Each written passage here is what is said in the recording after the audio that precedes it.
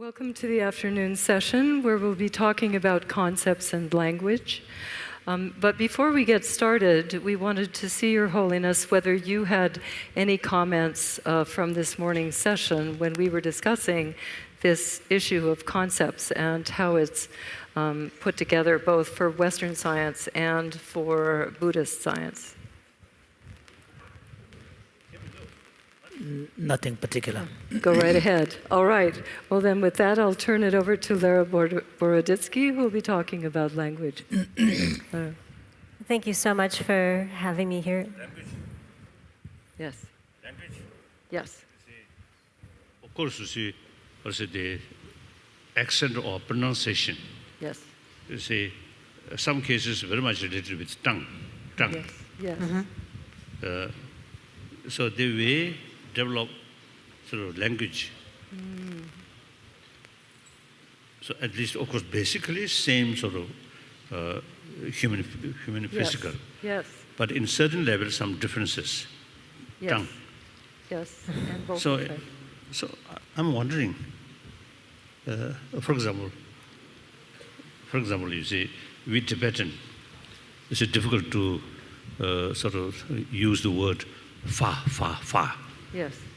So I remember in early 50s, I think early 60s, when I met some sort of a representative of different sort of European countries or America like that.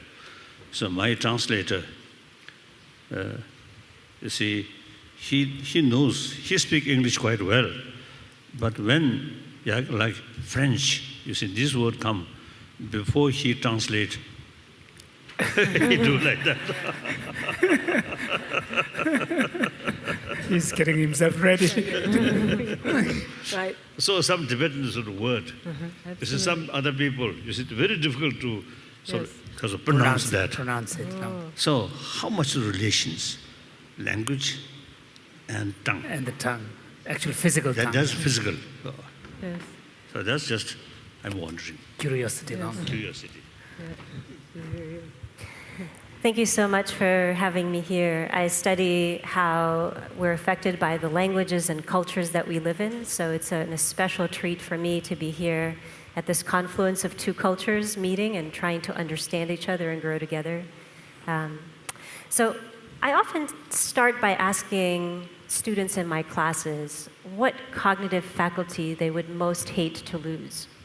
If you had to lose one thing that you can do with your mind, what would you most hate to lose? And often students will say, I would hate to lose my sense of sight, or I would hate to lose my sense of hearing. Once in a while they'll say my sense of humor. But almost no one ever says, I would most hate to lose language. And yet, if you lost your sense of sight, or if you never had sight in the first place, or if you lost your sense of hearing, or you never had hearing in the first place, you would still have a very rich, wonderful human life.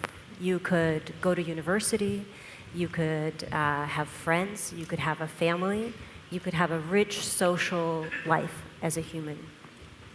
But what would life be like if you never learned a human language? Could you have a education? What would it mean to be here at the monastery? What would it mean to start a family? What would it be like to have any kind of job? People almost never say they would most hate to lose language because we take it for granted. It's so intrinsic to being human, it's so important to who we are, and yet it's like the air we breathe. We don't notice it.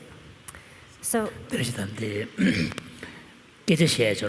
게시해야 미차게 배자와 시르차바 인자 아주 게시해둬야 돼. 미차게 심해 차게 자기요 되가 아주 인샤샤 제샤마도 고 매버이나 미스카데스 게도 그랬습니다. 저로 차도요 말했어.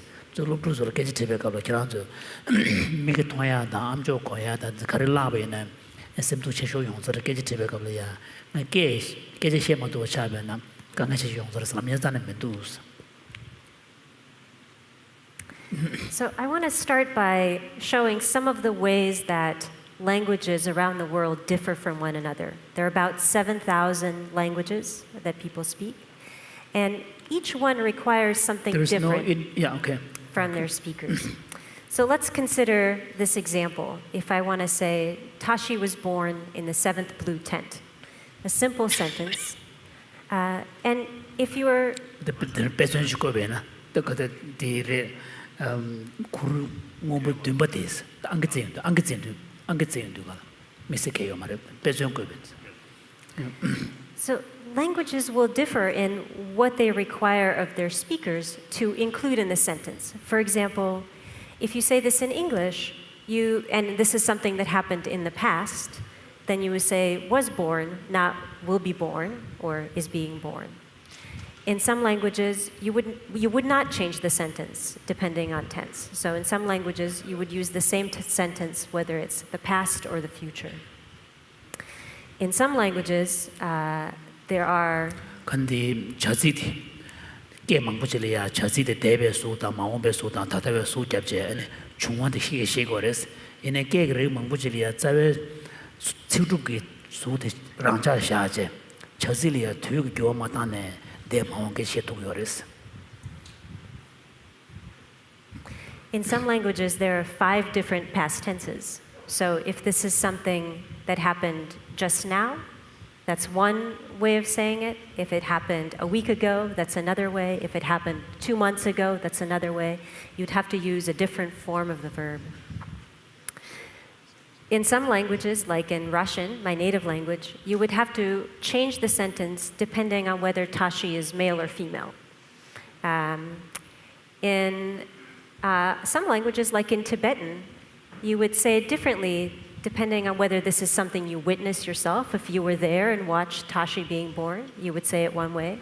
And if you didn't see it, you would say it a different way.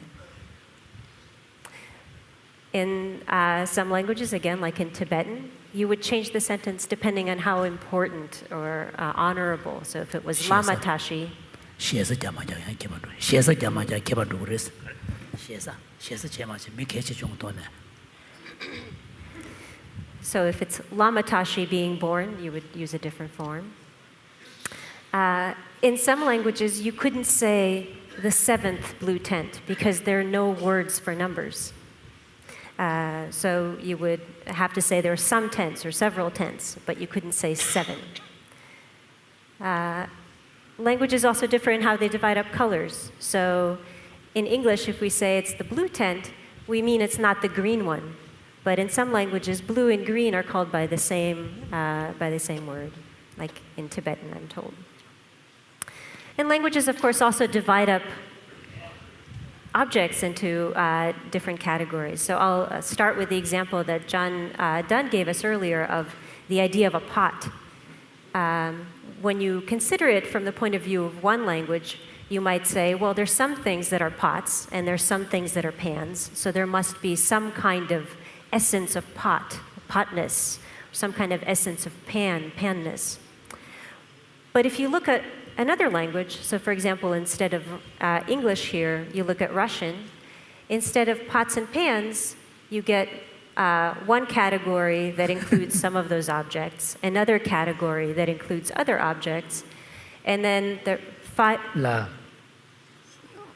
the Ursu when Yemjatan Dugala, Ursu Kegaton, Yemjatan Dugal, Desenkaga Cheliores. Then the Inji chain to go pots, the pans, the Desenil chair. Ursu Tagaralia, Mobu Tagaran Tebena, Desenchada Kagache. And then those other 5 objects all get 5 different names. So instead of 2 categories, you have 7 categories. And they're just completely different from the English categories. And so these kinds of observations lead us to ask a lot of questions. Like, do people who speak different languages think differently because of the languages they speak? Does learning new languages shape the way you think? So when you learn a new language, when you learn French, are you just learning a new way of expressing your thoughts? Or are you actually learning a new way of thinking? So is the language that you're learning actually shaping the very thoughts that you wish to express? Another question, do people who speak many languages, do they think differently depending on the language that they're speaking? So if you're speaking Tibetan or you're speaking English, Are you seeing the world the same way when you're speaking one or the other? Some people who speak several languages say they feel like a different person. So they say, when I'm speaking Russian, I feel like a different person than when I'm speaking English. Are there some thoughts that are unthinkable without language? So if your language doesn't have a word for it, or if you're a child just learning your language, you haven't quite mastered features of your language, are there some things that are beyond your imagination? And also, does language enrich cognition, or does it constrain cognition? So does it make us smarter, or does it make us more narrow in our thinking? So these questions have been being asked for a long time in many traditions, and I know these are questions that have been asked in the Tibetan tradition, as Jumpa pointed out, but also in the West. People have been making claims about this for a long time. So here, Holy Roman Emperor Charlemagne says, to have a second language is to have a second soul. One of his successors, Charles V, says, a man who knows 4 languages is worth 4 men. Very strong statement about the worth of a language. Frederick the Great of Prussia had a more specific set of hypotheses. He says, I speak English to my accountants, French to my ambassadors, Italian to my mistress, Latin to my God, and German to my horse. Not sure exactly how he came up with these hypotheses, but lots of people say things like this. They say French is the language of love, or German is the language of reason. There's no scientific evidence to suggest this is true, but people have these feelings about different languages. The diplomatic word, some Treaties. French language is best, I heard. The military matter, German language is more suitable. I don't know. His Holiness has heard that, for drafting treatises between nations, French language is best, and for anything that has to do with the military matters, the German language is best. So he's not sure, but he has heard. So, but recently in cognitive science, this idea that language might shape the way we think actually became very unpopular. And lots of people argued that language doesn't shape thought, that everyone thinks the same way. One person that maybe put this most colorfully is Jerry Fodor. He's a philosopher, and he says, I hate relativism more than I hate anything else, excepting maybe fiberglass powerboats. He likes to go sailing, so he doesn't like those loud, noisy boats. 추당해줘래. 세일링스라도 툴이야 다르체제 추당 룽그대 추당해줘봐. that the fiberglass 수요시아부터 야구여서 말아. 그래서 코디 governments in 텔레망가와 가려였을람나 the relativisms 라도 딱 게임이라고도는 미삼도 나가가요. 그래서 게시에디 고잔 나온 주민도스. So other than fiberglass powerboats, the real bane of his existence, the thing that he hates the most, is this idea that language might shape thinking. So in the last 20 years, researchers around the world have started doing experiments and asking questions. Is it really true that speakers of different languages think differently? To what extent does language shape thought? And I want to give you 4 examples. I'll start with how we see color. Languages divide the world of colors in a lot of different ways. So some languages have only 2 words for color. Some languages have many words for color, the way we have in English. And where languages put boundaries differs from one place to the next. Let me give you one example with Russian.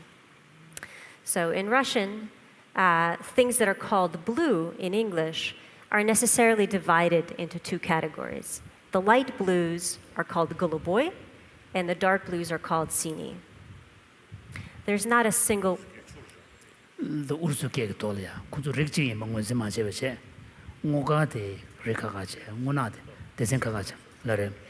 Is it a function of having more words to describe blue, or is it, I mean, are these two seen as two separate categories of color? They function as two categories. Russian doesn't have a single word that can apply across the spectrum. 디니가 개베 지 다니죠 말이스. 디 모자다 모나니부터 다니 소소 제셔 마도 니가 개베 몬보세 지금 다니 지가 다니죠 말이스.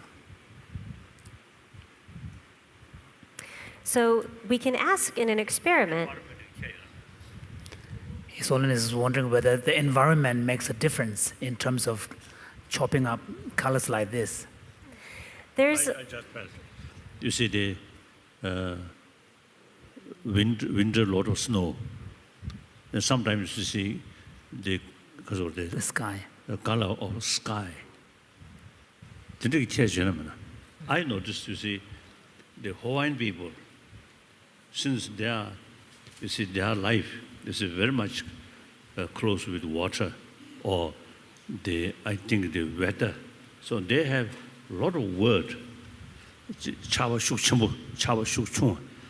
So, for example, because their life is very connected with the weather patterns, particularly due to the rains, they seem to have a lot more words to describe different kinds of rain. You know, very strong rain for a light rain, and so on.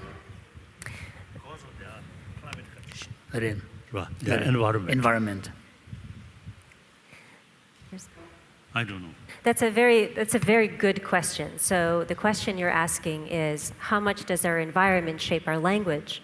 And in turn, you can also ask, how much does the language that you're born into, the culture you're born into, shape the way that you think? And actually, we will answer the very question that you just asked in this experiment.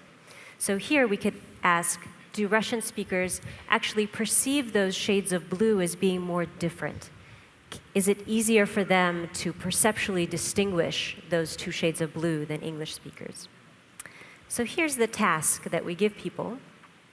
We show them 3 patches of color. One of the patches on the bottom is identical to the top. And all we ask them to do is say which of the bottom is the match.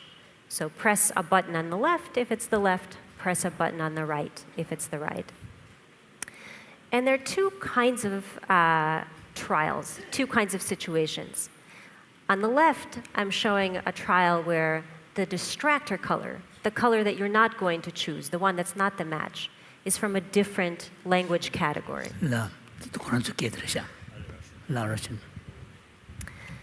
On the right, I'm showing a trial where the distractor color, again, the one that's not the match, is from the same linguistic category. And so Russian speakers should be faster with the trial on the left than on the right. But for English speakers,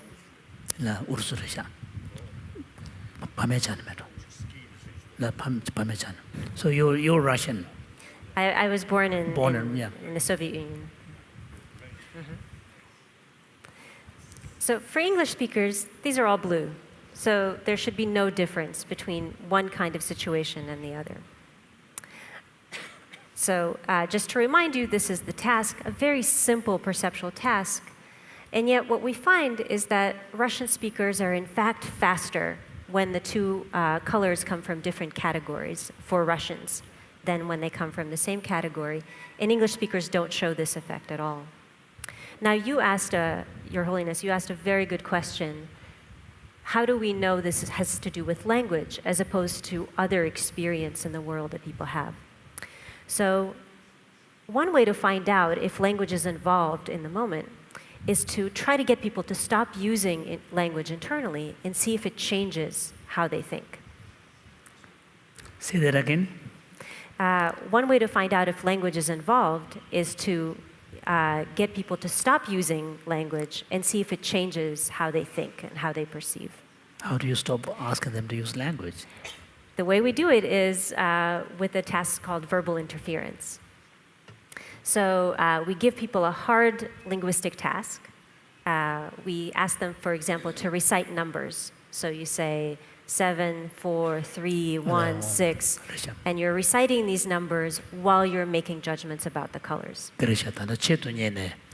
최도년에 타녀에 대해 로라 체베 temperature ba dika chuje bena chong party ke tempro da di kable ya ange kone chuboda ani ange jingne jonga chubodo thanga jap slap shabena ko dingombore yim re maresi yim jitae ke thanye ngombo nyame thanye de pechu che yo mar lo shenda jil te sharwa da di kable ya ani Russian kunzu tanda taji ngombore tamenda yim je jogo tang to bade na shin tadung yong to do yong mendos ayan ko thanye janjan pechu chebe ina 다 단위 배주 재배 숙견 전부 때면은 아니 간다 단위 배주 단위로 맞춰외네 그 교임지 땅도 그랬어.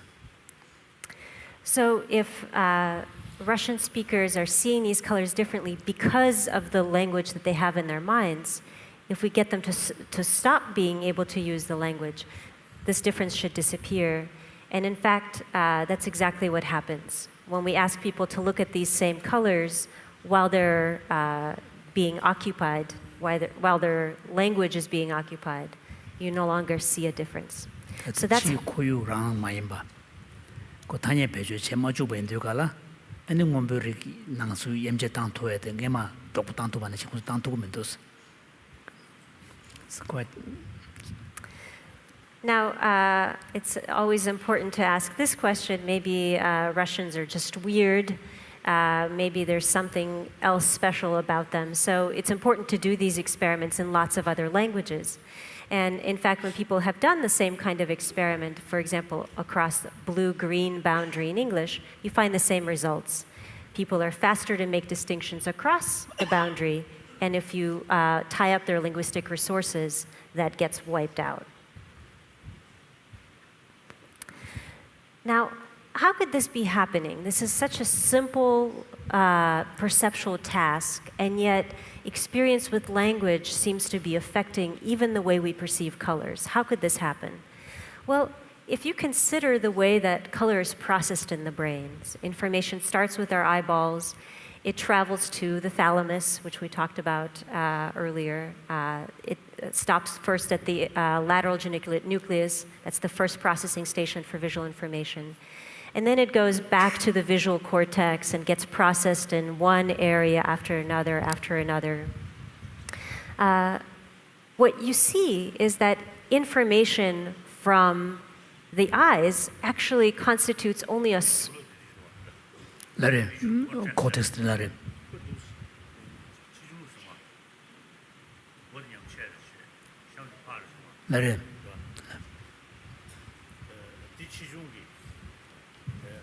디치중기 Oh, yeah. 양직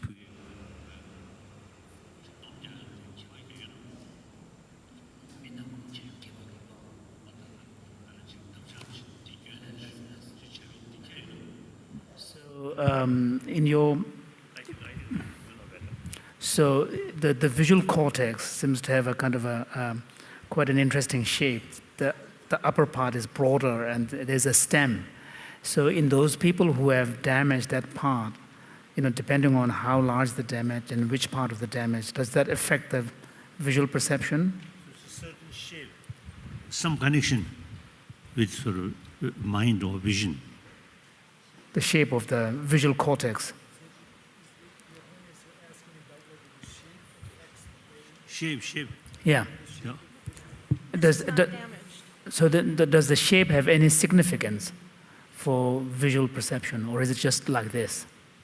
Not particularly. Okay, I don't know if Lara wants to say anything different, but the shape itself, there's a lot of variation in the shape of the cortex. Pavan, do you want to say anything? Sure.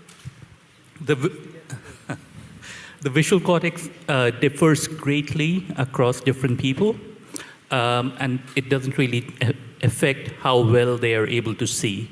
So my visual cortex could be much smaller than yours, and it would not make any difference in the richness of my color perception or my acuity.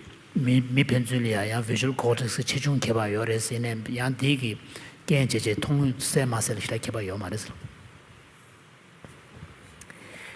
So in this processing stream, information from the eyes is actually only 10% of the input that goes into this first processing station. That's the bottom-up information that Richie was talking about 라 자주 주 yesterday. 그 초등 자연도 자주 주마도 면 실론에 연구해서 말아.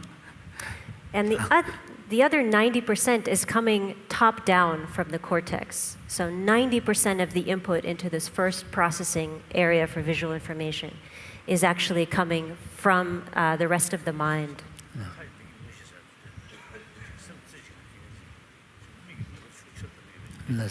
라레 라레 랑 장공의 시절. 라레 그게 포텐셜이 되죠, 그렇지? 네. 포텐셜 매나? 라레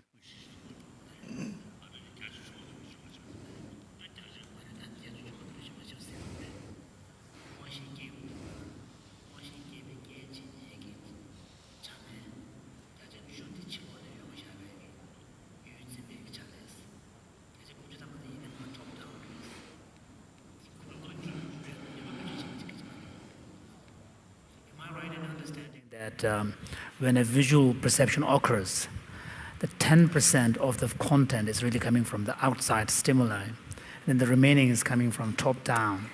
Is that the This is in terms of connectivity, so the number of inputs that are coming into just that first processing center. So the visual processing stream will continue. It'll go to the cortex, it'll go to V1 and V2 and V4 and V8. It'll keep flowing. But even at that first instance of, even that first way station of processing, 90% of the inputs are coming from top down. top down? 그렇죠. So that allows for a lot of control from the rest of the cortex into visual perception. Okay, so next I want to talk about space and time, and I'll start with time.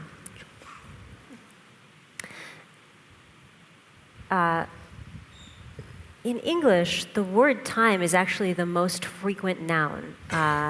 People talk about time a whole lot. It's an object of fascination, and this is true in lots of languages. People talk about time a lot. But there's a paradox.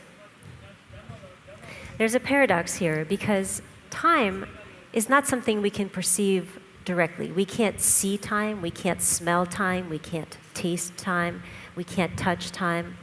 And yet we talk about it all the time. How do we think about this part of our experience? 그렇죠. 단어 인지 나로래야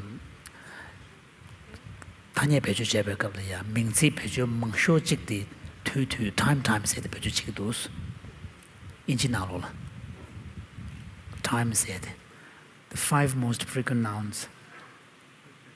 그렇죠.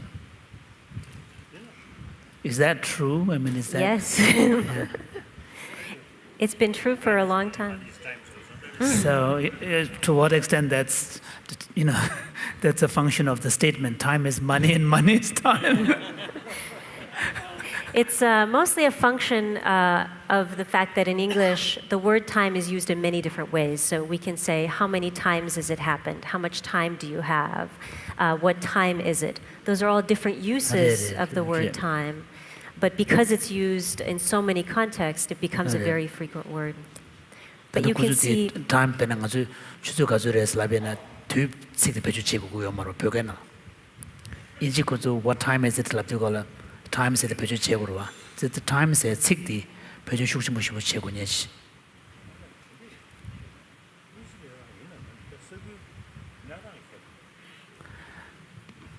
So His Holiness is wondering whether that is really a function of the English language or a particular need of a society, the way it's structured. I think English speaking, for example, in England, I think some countryside, remote, may not consider time is very important. Even without a watch, they may, I think, use less word time. Then busy life in city, time then become very important. So the circumstances, not language. all I want to point out here is that we talk about time a whole lot. So words like year and day are also in the top 5. And this pattern is true across a lot of languages. And my question is really, how do we think about time? One thing that's true. One thing that's true in a lot of languages is we use words that are spatial words to talk about time. So we say the best is ahead of us, or the worst is behind us. Let's move the meeting forward, or winter is approaching. These are all words about space that we use to talk about time. They're metaphors. 투단 대보유베 내주망 보지 초단 대보유베 탄예 배주제제 초슬랍도 düğünde 갑다 디랍도 걸다디 네 지단 투단 대보유베 계제 임바질라 내주 임바질라 초그 탄예 배주제용도 이제 나로도 숙침부지 단은 다 투주 양셔 düğün데 하대 요새르지 용주이스 다 투주 간다 메시키 나래 European countries, you see winter quite cold, so you see people spring, chiktua. get I excited think like India, I think not much differences. South India. 나래 okay let's So does the fact that we use these spatial words to talk about time mean that we actually think about time spatially? Do we actually think of ourselves as moving through time as if it were space? 나래 눈도 좋아 되는 칙다. 나래 I believe you see, I think the very basis of our existence is hope. So hope means future, forward. looking forward yeah Past that's how it is. 나래 the past is already gone. So what you just did, Your Holiness, is very interesting. When you said the future, you pointed to the front. You forward. And when you talked about the past, you pointed behind you. And so for a long time, people thought this had to be the case, that everyone thinks about the future is ahead and the past is behind, because, of course, we walk forwards, not backwards. We have eyes on the front of our heads, not behind. But it actually turns out there are people in the world who think the opposite. They put the past in front and the future behind. So one group like this is the Ayamara. This is work by Rafael Nunez. The Ayamara talk about the past as being in front of them, the future behind them. The reason being, where is this? Which area is this? it's in Bolivia. Bolivia, San Chile. Mixe kunzu keji shiranda chebena deba de dunde sha. Deba de dunde sha. Mahumba di gab de sha gorisa. Narel. So that also sounds very logical, because what is past is in front of you. What is yet, it's already gone. Future not yet come. Future you cannot see, so it's in the back. So that's exactly the reason that's given, that the past has already happened so you can see it, whereas the future is unknown, you can't see it. Different viewpoint, yes. So it's from different viewpoints, yeah. So when the Ayamara talk about time, when they talk about the past, they gesture in front, and when they talk about the future, they gesture behind. So the way they move their bodies even is changed by the metaphors. Now, another very common pattern for Americans is that time goes from left to right. So if I give you pictures of this apple and ask you, put them in the correct order, if I just scramble them and say, put them in the correct order. Kushu di shidi samaro ruche, and chil tej, the grande tug korim da tumbeton pang tix labenas, the tigtan chik dus ti chorvas, tambungela masevche, dinete sevche. But people who read and write from right to left, for example, Arabic or Hebrew, arrange the pictures in the opposite direction. They go from right to left. The kuzuri de la yen, yun party or yigi, the Arabic that get. The eating in the kushu to get it to kurim the tumba, pang tix la to go kushuran party. Tickers.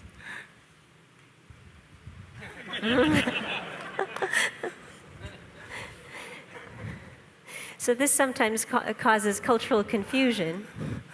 For example,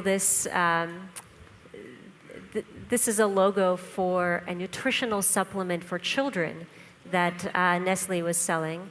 And you can, if you read it from left to right, it's clear what the product does. But when they put this in Arabic-speaking markets, it caused a lot of confusion because if you read it from right to left, 그런데 부조리아 숙침부 영향이 저도 그 dobje 자견제 네슬레게 들어봐. 다디 지단 농범망부 나도 parte 배주 제베나 당부 보고 엽디니디 또 간다 당부 중중가 제드네야 체로 진드네 고보고 고보자 오마다 마스는데 펜도 연구를 라버와 다 아랍다 줄롱발 parte 자되고라 아랍다 롱발 이기에네 요 로녜 되게 될 롱발 parte 자나 티 코노 되고레스 부고 당부 또 준비해와데 죽을 누구 여서지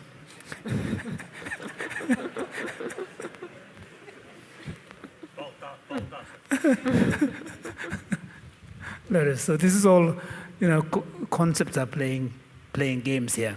It's all concept based, yeah. Of course. So, John talked about how we construct our concepts and impose on the world. Of course, time doesn't actually go from left to right or right to left. This is not reality, It's right? true. It's just entirely invented by our minds, by practices in our culture. But the way that we read and write also organizes how we imagine things unfolding. So, for example, in this study, people were... 그럼. 그래.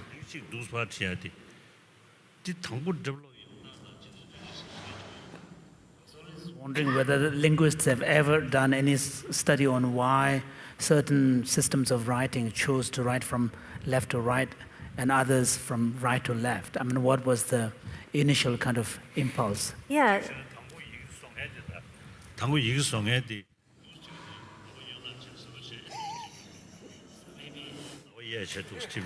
So it could be that the person who first invented the writing script of that particular language might be a lefty or right-handed.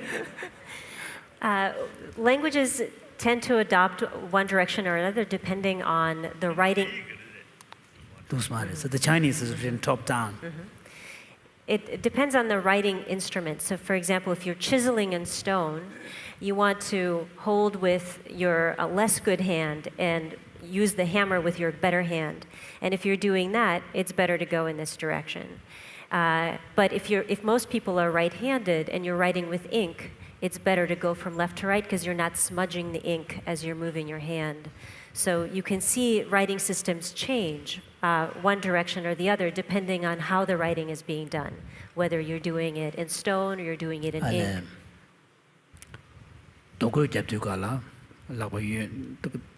야가 되게 토슈그로 뒤도 두스 판도니 그렇지.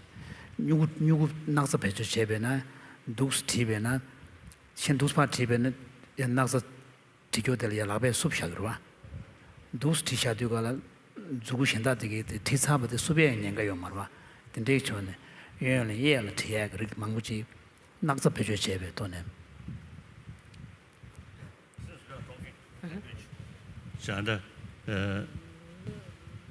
I think Chinese language, 직다 가서 전달을 이거를 망치는 용도가. 그래. 자서 알파벳이네. 직팀 요만시. 다 개인은 시.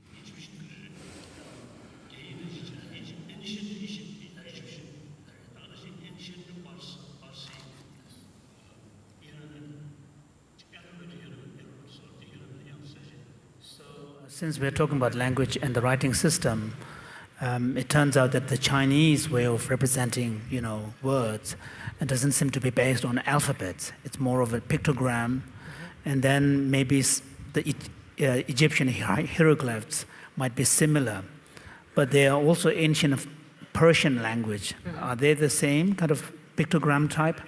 Ancient Persian. Do we know? Egyptian the Chiborisha. Chiborisha, the remove.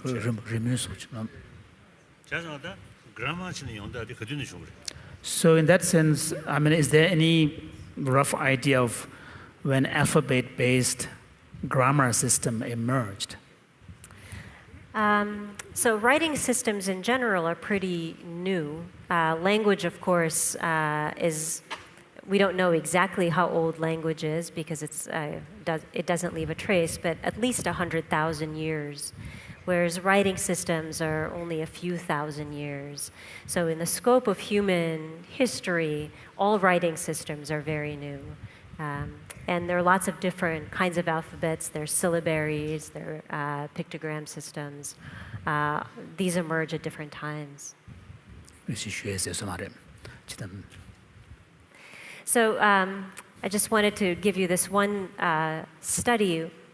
I love this study because it shows how the way we imagine events unfolding is also shaped by the writing system that we have.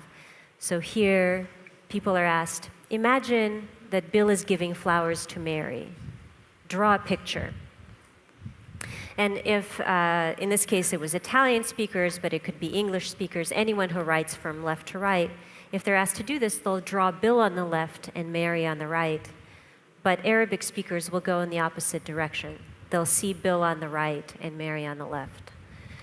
So the way we even see events unfolding in our minds depends on how we're used to reading and writing. Bilki tanade Marilia methode baji thi remote is labena indicate da mangche to Italian speaker than zu build la way yonisha the tigres Arab ganya da dikiti kodon tigdos.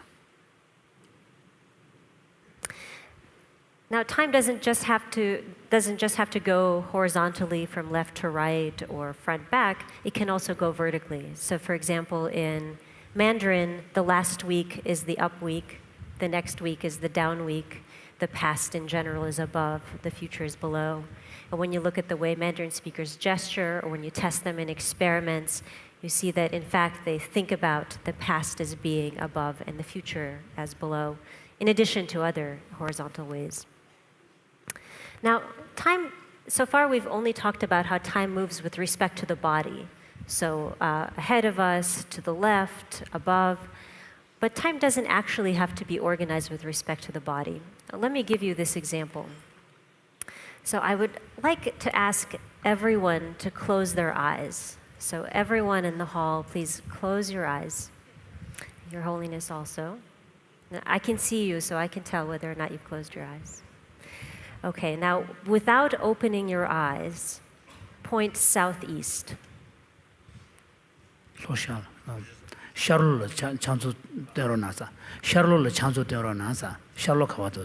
But no cheating, Your Holiness. Your eyes closed. So it's also saying that this is being a new building. It's difficult to figure out where the southeast is.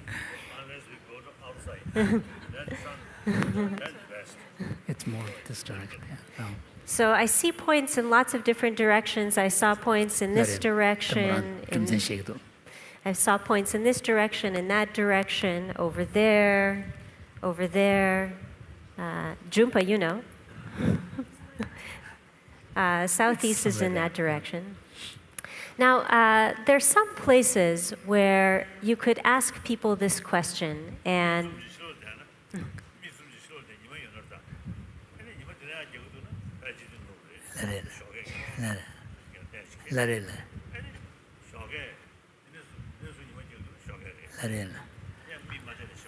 So if you're outside, when the sun is shining, depending upon the time, then you could pretty much guess which direction the sun is hitting your body. Yeah. there's some people are. I think judging the Sun, position of the sun. position of the sun. Again. The sun can certainly help. So even with your eyes closed, you can be pretty accurate. Some people can be, but a lot of people, even when the sun is out, don't know which way is which.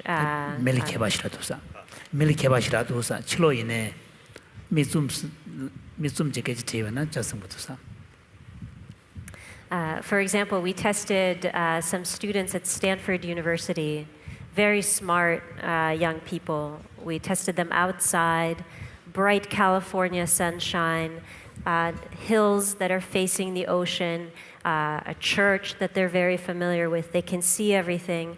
and only about a third of them could point north, south, east, and west correctly. And I really just mean within about 60 degrees of correct. The others didn't know which way was which. Even though you would think the sun would help them, they didn't think to do that. But there's some places where people are very, very good at staying oriented. There's one place that I have done research with in Aboriginal Australia. These are the Pomporao. And here, even a 5-year-old child can tell you which way southeast is. So I can ask a girl, can you point north? And she'll point north without hesitating, without having to think about it. Now, why would this be? What could explain this difference in... 건설다 간다 초 가요스 남도가 남자 부글로 가바이네 남상 초 문제 제격고 싶으시도스 근데 에버리지널 디 초 문제 부글로 가바지 제바 춘중제네 초 가요를 샬로 눕죠 되게 깨지 테베가 남상 문제 제도도스 나래 The cultural heritage is make differences. No building, even no tent. So they even don't have thatched homes. So I think they very good.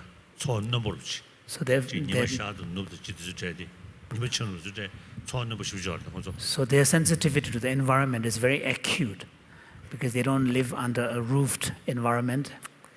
So these folks do live in houses, but Your Holiness, you're raising a really interesting hypothesis. And the hypothesis is this. Is it the case that if people live outside, or spend a lot of time outside, or can see the sun a lot, does that mean that they can stay oriented really well? Or if you find neighbors, so neighbors of these folks who also live outside a lot and also can see the sun a lot, but don't stay oriented, is there something about the culture and the language that they have that's creating the difference? And so when people have looked around the world, they find neighboring communities where they live in the same place, the same environment, and yet one group of people stays oriented really well and another one doesn't. And there's something that's very cool about the languages that these folks speak. These are languages that happen around the world. And that is, they don't use words like left and right to talk about direction, and instead they use cardinal directions. 초 변적의 시베가 예조다 윤조스 끝단에 비주산 제문도스 샤르조다 눕조다 장조스 갑샤마도 데덱도네 개바도면도스 쿠유 잠이나야 쿠주 잘이야 김제신다 게면라 야녀조 야 쿠유 잠게 개발차기 개발 쇼베이나 야 김제 게면라 야녀 신다요로와 군주야 되나시면도스 게게 전에 단에 비주지다 거든. Which part of Australia? Which part of Australia is this? In Cape York, on the west coast of Cape York, in the north. West past. So His Holiness recently visited the central part. Yeah.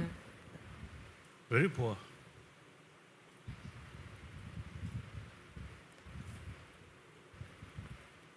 되게 자면 가래서 자면 게 지로스 가래. 근데 마다도 비지 제가 왔으나. So one German voluntarily helping these native people education. Wonderful. I very much appreciate. I also made some donation. These people, same human being, but without education. It's very difficult, their life, very difficult. If we carry some investigation, genetically, any differences, I don't think any differences.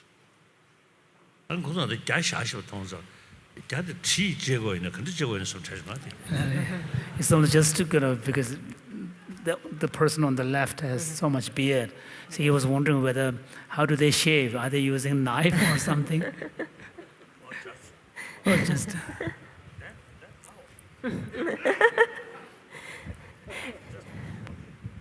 So, Your Holiness, you're asking a very important question about education, which is we sometimes think about people who live in traditional societies as lacking access to knowledge, lacking access to education.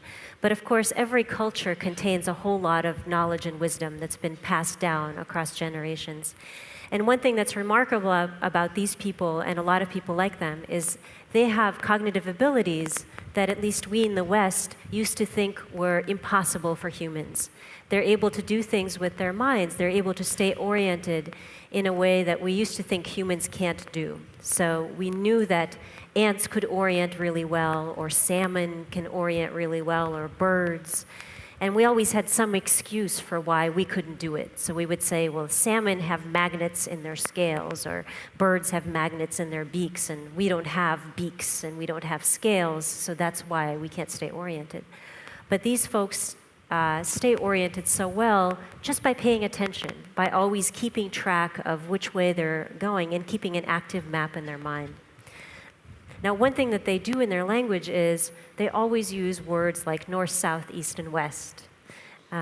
For example, you would even say, there's an ant on your southwest leg, or move your cup to the north-northeast a little bit. Now, I started... 초시 3개가 단위의 시호지 배치치기도 자 군주. Now, I started out talking about how we think about time. And so, what happens if you have a community like this that thinks about space with relation to the ground, not with respect to them? They don't use words like left and right. So, I took pictures like this to Australia, and I would scramble them up, give you a stack, and say, put them in the correct order, lay them out in the correct order. So these happen to be pictures of my grandfather at different ages. And the way that I show them here is the way that an English speaker would put them out, from left to right. When I asked the cook... 단디 뭐라 보보 빠르래서 보보 디 빠르디게 더 로체 중거 빠르요라 로체 중거 빠르와 디자 디 뚜뚜단제 아니 맞아 인지 개면질이야 샤제 투그 고름도는 딕슬라베나 충어든 거열제 아니 다르마다 파름제지 도스티그레스 또 쿤줄리아 제베나스 오스트레일리안 애보리지널 람 쿤줄 단다 렌제 마소. So when I asked the cook tire to organize these pictures, this is what happened. This is data from one person. They're sitting facing south. And all of these different arrangements are different card sets. So pictures of an apple being eaten, pictures of a house being built. And the numbers show the order. So all of these go from left to right. Now, this is the same person on a different day. They're sitting facing north. And now all of the cards go from right to left in the opposite direction. Here's... 라 말했다 고주디 니마 소소로 뜨네 초카와 초카와를 카테 유명한 돈에 프로젝트 메라데기도사 카시 로졸 때베나 마르게 고름데다 직체 야 미코랑 카 노졸 때베 장졸 때베나. So am I right in understanding that depending on which direction they are facing, they organize the photos differently, the order? That's one way of putting it. One way of putting it is to say, depending on which way they're facing, they organize the photos differently. But another way of putting it is, regardless of which way they're facing, time always goes in one direction from east to west. It's for us that time always switches, right? If I'm facing this way, time goes in that direction. And if I'm facing this way, then time goes in this direction. Very egocentric of me to make time chase me around every time I turn my body. For them, time always goes in one direction, from east to west, as we establish that that's the east. Is it advantageous? Does this system help them in ways that our system doesn't? The question was whether the system is advantageous, whether it helps people in ways that are... every system has some advantages and some disadvantages. So certainly if you don't want to get lost in the woods, being oriented is really, really great. Learning left and right actually is quite difficult. So kids take a long time to learn left and right, and some adults still don't understand left and right.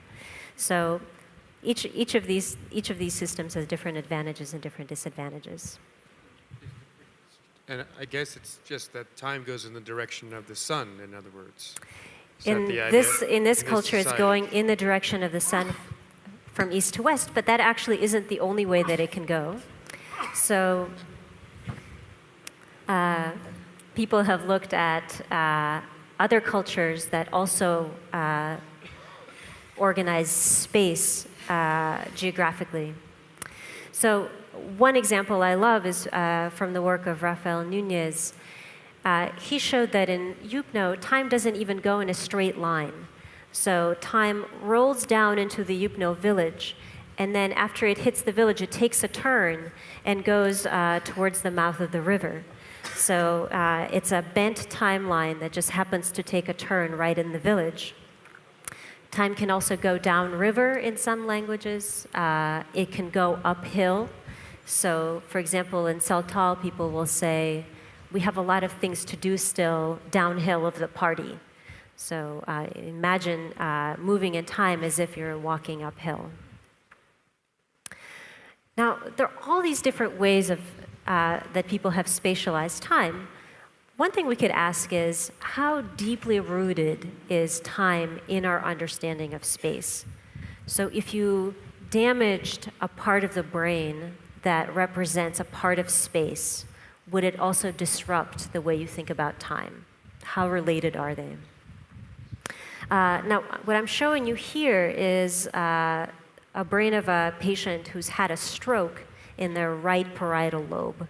This is a fairly common place to have a stroke. And when you... 말해 초 세트렘 초다 투스. So as a result of this stroke, there's damage in the right side of the brain, in the parietal lobe. And people who have a stroke like this will sometimes end up in a condition where they neglect the left side of space. So the brain is organized so that the right side of the brain controls the left side of space. Now, what does that mean, that they neglect the left side of space? Well, in everyday life, people in this condition may only eat food on the right side of their plate. And they'll eat the food on the right side of their plate, and they'll complain they're still hungry. And then you can turn the plate for them, and they'll eat the food on the other side. Or 레벨이야 견쇼 얘기. 레벨의 견쇼 되고 단한테 초단 제버요 되베 레벨 디네 저와 대냠자 쇼베 갑려야 아니 갑가실이야 예유기 대마통 바체 아니 수수 동바 춘주에 되네 이 동바 쇼지를 주 칼라 dobje 제베네 쇼지세 아니 저거 도저 나옴. Your Holiness, you asked about shaving. So people in this condition men in this condition will only shave the right side of their face. Women will put makeup only on the right side of their face. So this guy I've shown here is a member of a rock and roll band. He doesn't have this condition, but if he did, that's exactly how he would do his makeup. And it even extends to how people draw. So, for example, on the bottom, I'm showing drawings of two patients who were asked to draw a clock. And you can see that one patient only drew the right side of the clock, and the other patient tried to fit everything in the clock into the right side. So there's an emptiness on the left. And what we wanted to know is, if you are missing the left side of space, are you also missing the left side of time? So if the two are so closely related, do you actually damage a representation of time when you damage space? 내가 들으셨던 게임 한 번 나올래야 초단 투기 탄예.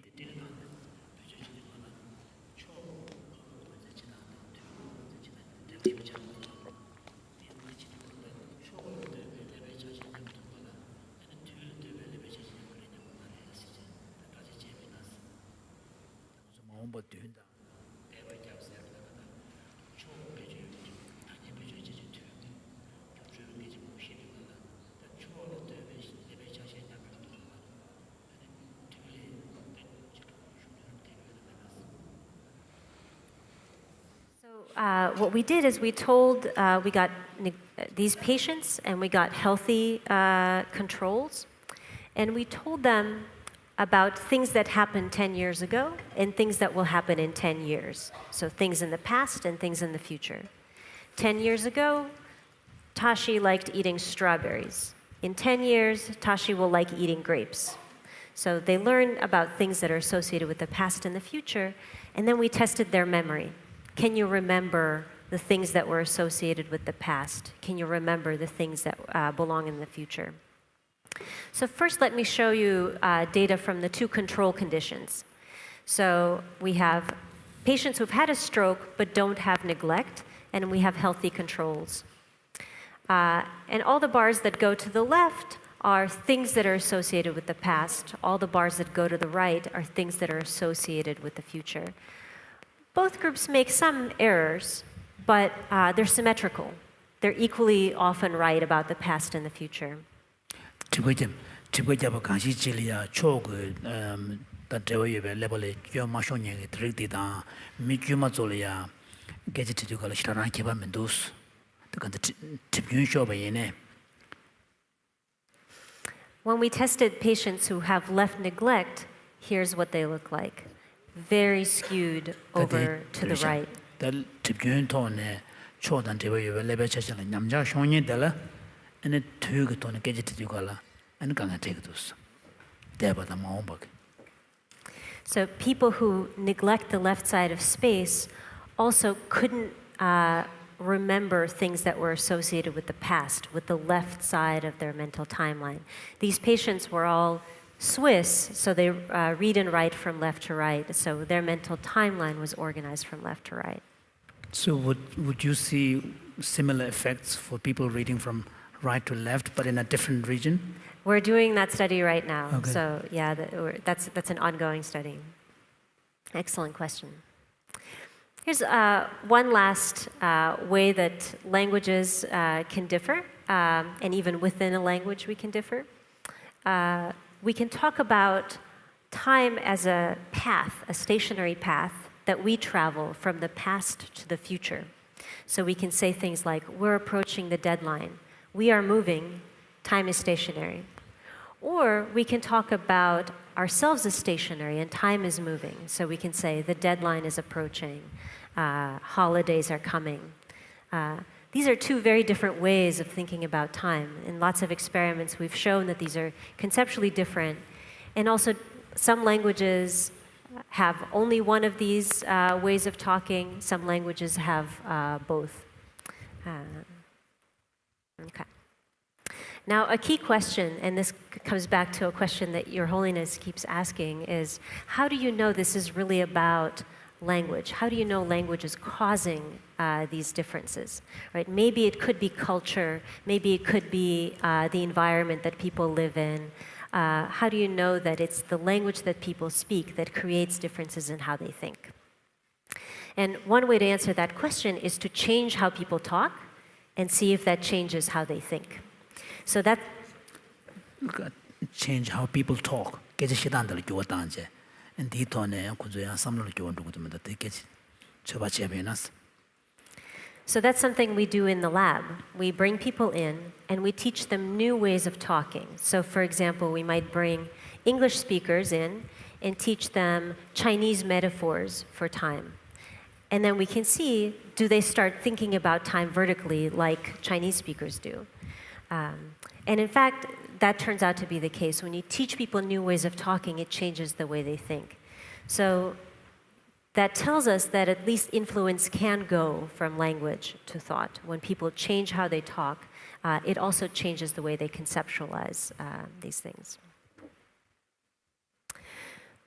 So to summarize this part, one reason that the way we think about time is so interesting is we construct our representation of time out of many different pieces.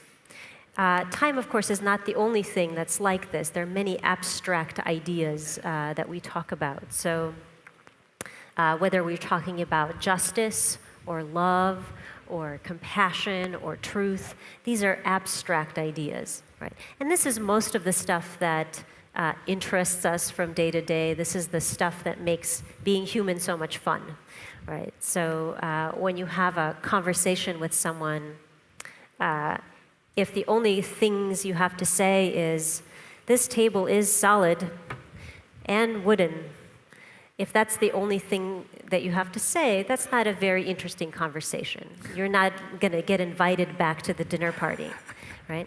But if you can talk about time and truth and justice and beauty, these abstract things, this is what makes humans so smart. So what we've seen from our research is the way we build these abstract ideas is out of lots and lots of components. First, these ideas are deeply rooted in experience. So in the case of time, we conceptualize time as if it were spaced from our physical experience of space. But we also take a lot of cues from language and from culture, from metaphors and language, from artifacts like writing direction. And we're also constructing these ideas on the fly. So one way we are tempted to think is something like time. We have one big logical representation of time that always applies. But in fact, what we see in study after study is that people construct different representations, different concepts of time, depending on their goal, depending on the context. It's a very fluid construction. Okay. Now, the next thing I want to talk about is how we think about causality and agency and the extent to which humans are responsible for events. 제법 규견다 제법이었지 agency now. So I want to start with an old study. This is work by Beth Loftus. What she did is show people videos of accidents. So they would watch videos of car accidents.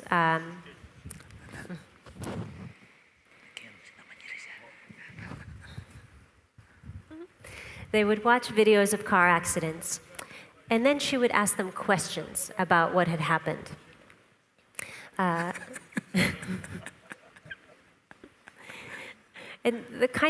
what she was interested in was, can you change what people remember about what they witnessed just by the way that you ask a question about it? So she was interested in how lawyers ask questions in court. And she thought maybe they could change the very memory that people have just by the way they ask the question. So 중화로부터 연했을 때 모든이 답에 딜이야 아니 티워티당 그 돈에 야 주주단제 아니 템벌 요태야 가르 중마 중디. So she would ask people, how fast were the cars going when they hit each other, or when they smashed into each other, or when they collided, or when they contacted each other? So she kept asking the question in different ways, using different verbs. And what's plotted here is how fast people thought the cars were going, depending on the verb that she used. 모두 교류 가져 누구도 친 도송 스케치 티베나 다들 모두 교류 모든 일이 지기질베 스매시 제베 갑리야 교류 가져 도송 슬라바타 군이 동두 예배가 교류 가져 친소 지기질 휴베 갑리 교류 가져 친소 아니 지기질 투베 갈라 교 랍즈가라 디 타니 가르 베지 제마제가 돈에 미주 교류들이야 교탄 것도 교류 템바티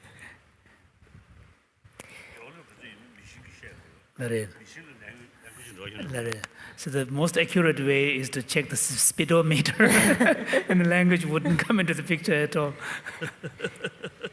Our memory is very poor, it's very susceptible to influence. So in fact, when a week later she asked them, did you see any broken glass in the video? A third of the people who heard how fast were the cars going when they smashed into each other said they saw broken glass. But there wasn't any broken glass in any of the videos. So they just incorrectly misremembered because of this vivid, crunchy verb, smashed. Now, you could ask, what's more important, the language that you use or the reality?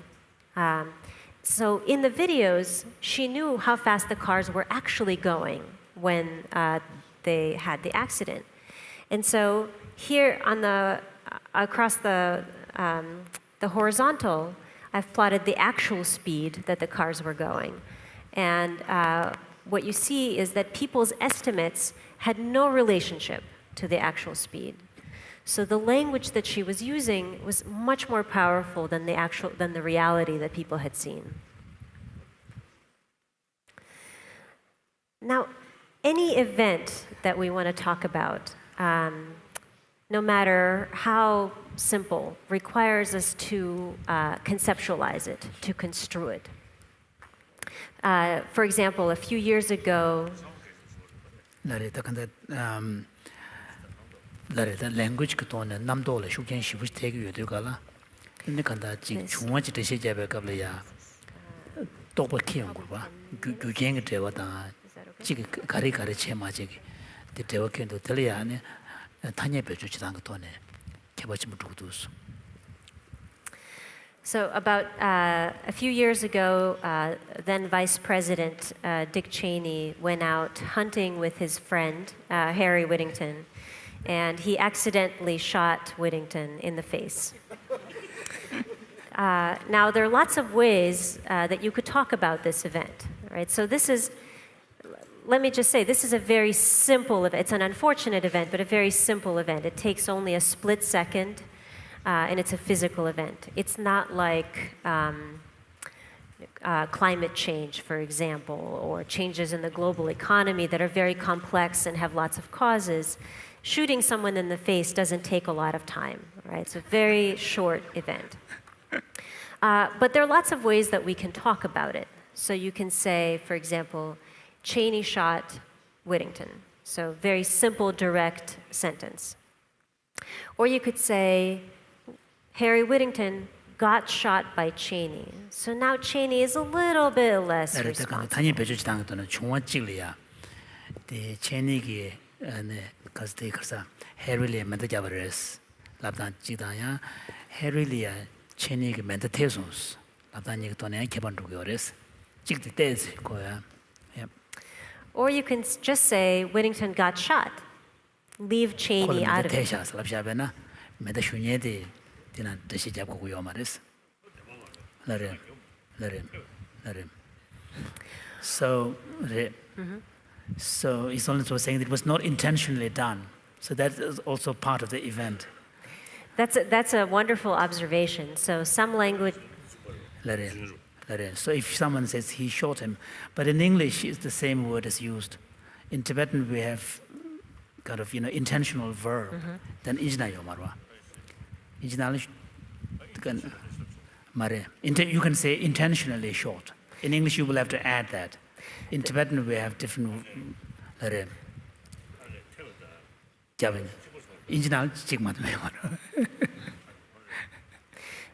This is a wonderful observation, Your Holiness. That's actually exactly what we wanted to study, is how people perceive events that are accidental depending on how they describe them. So actually, if we look at what Dick Cheney himself said in describing this event, he said,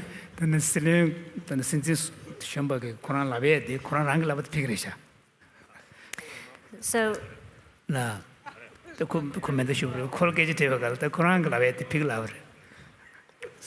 can you read it? It's yes, quite fun. So when Dick Cheney was describing this event, he said, ultimately, I'm the guy who pulled the trigger that fired the round that hit Harry. Pull the trigger that fired. So he takes this very simple event and makes it into 4 events. He says, I'm the guy who pulled the trigger that fired the round that hit Harry. Right? So it's a split-second event, but he makes it into this long series of events. And then later he says,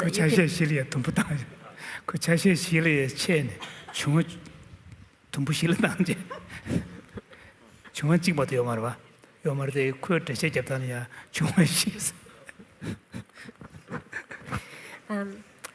This is actually something we do in language all the time. So whenever we pick a verb, we're saying how much time we're going to include in that verb. So I can say, we built Rome, one verb, or I can say, I'm the guy who pulled the trigger that fired the round that hit Harry, just to describe that split-second event. We're taking a very specific perspective on time.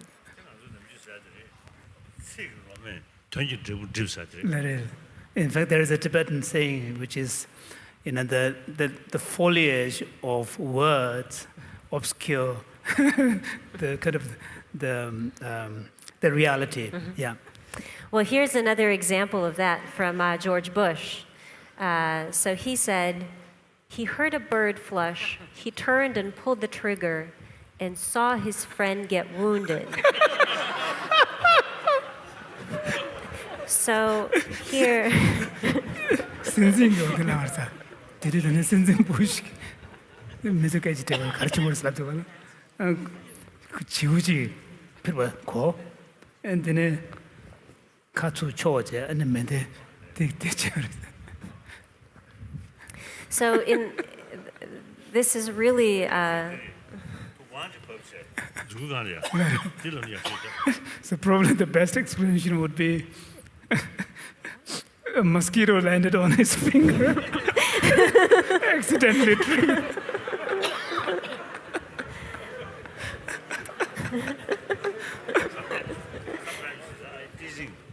Some bodyguard who can take that.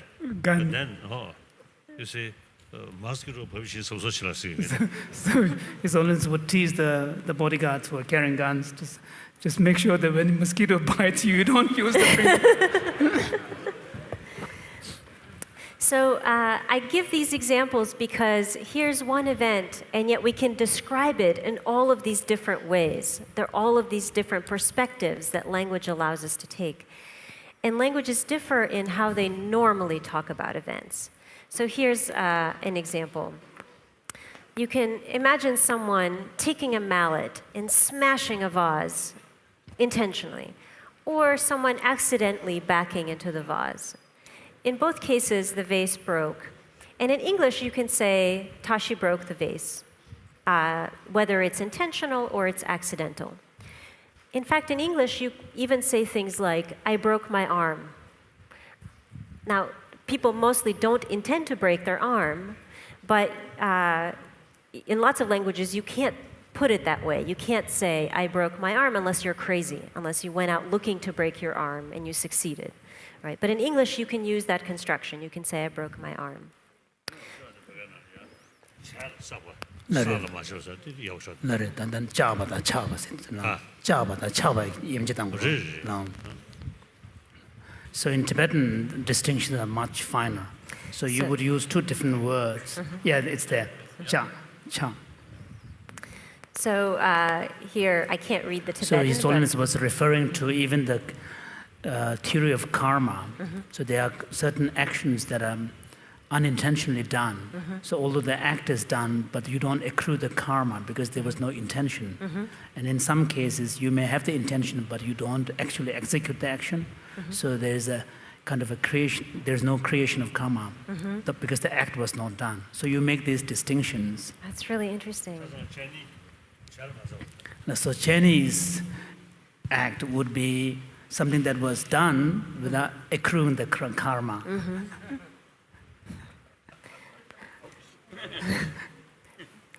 So here's a question. If speakers of one language strongly distinguish between an intentional action and an accident, and speakers of another language in both cases say, he did it, he broke it, do they pay attention to the events the same? Do they think about the events the same? Do they remember the same things? So we studied this in Spanish.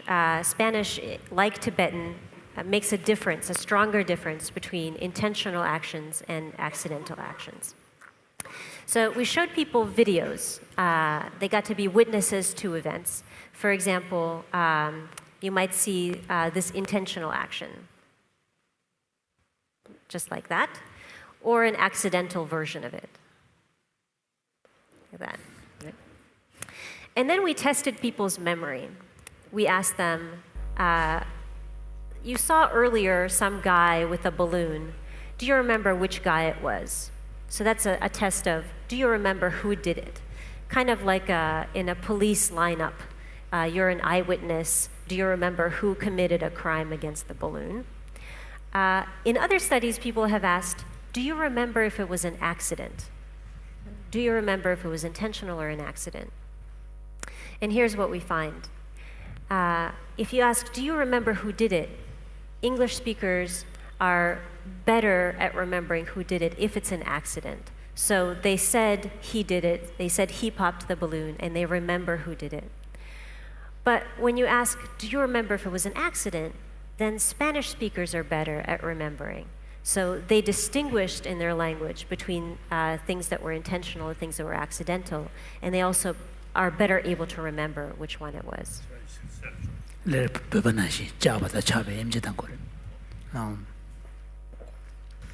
So people who speak different languages can witness the same event, can look at exactly the same event and remember different things, pay attention to and remember different things, depending on the structure of their language, the way they would normally describe the event.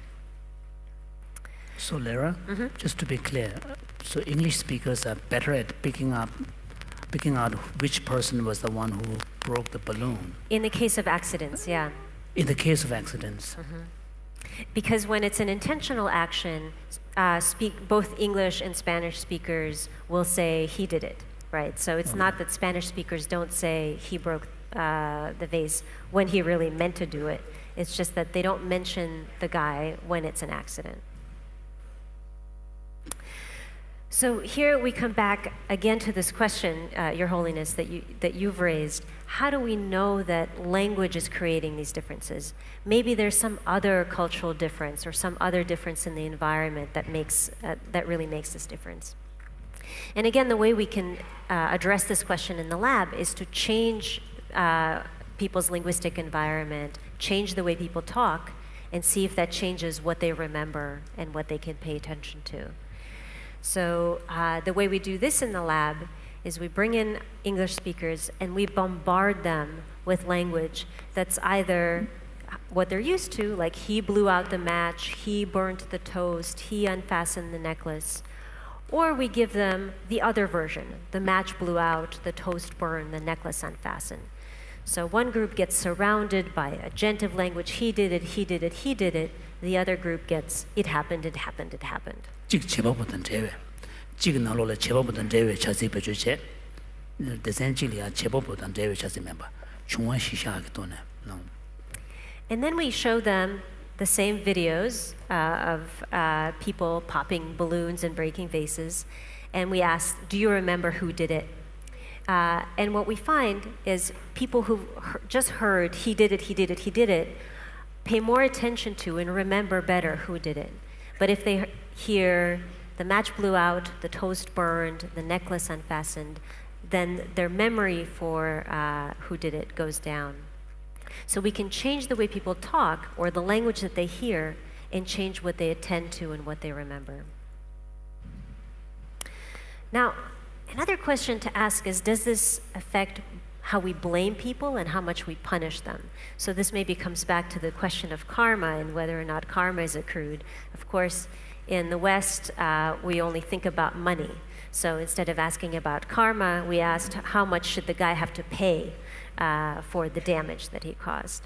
So we show people videos of an accident, and we describe it for them, saying either something like, he broke the vase or the vase broke. Now, they see the same video either way. So everyone sees the same video, but what we find is people who heard he broke the vase want to charge the guy a lot more, 53% more in fines if they hear he broke the vase.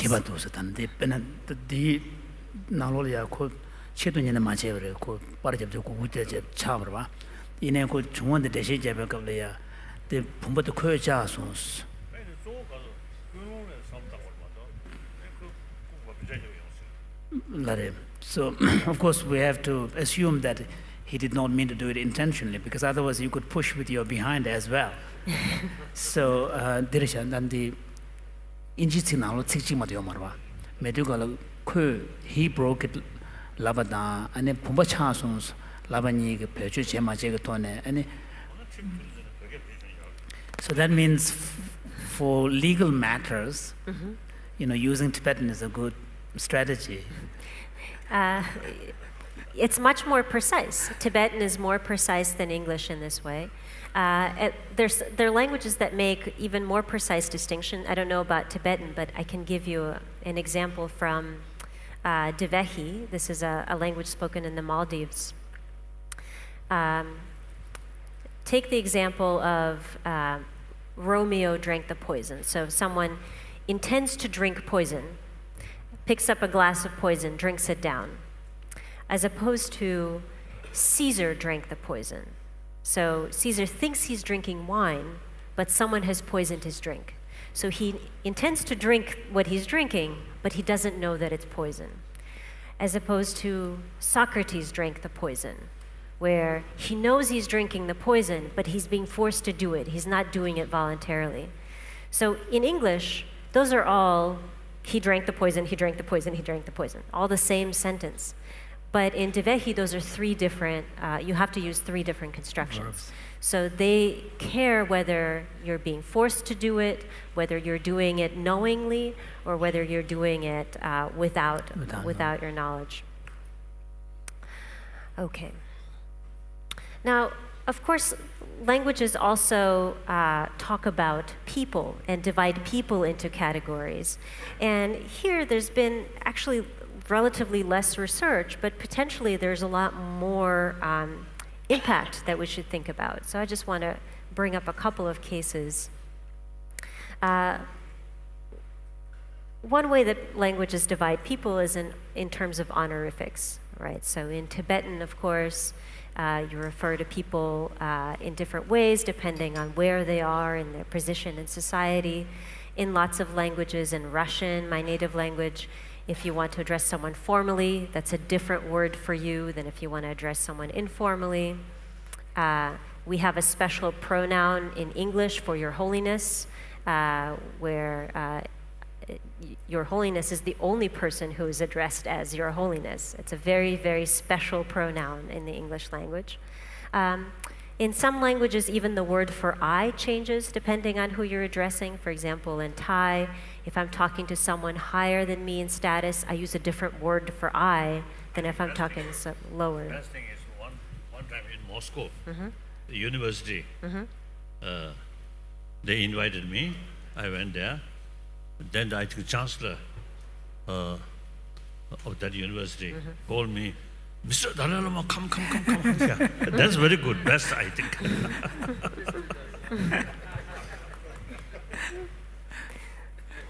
I think the wonderful thing is, many years ago, I received the box cigar from Cuba. Cigars From Cuba to Mr. and Mrs. Dalai Lama.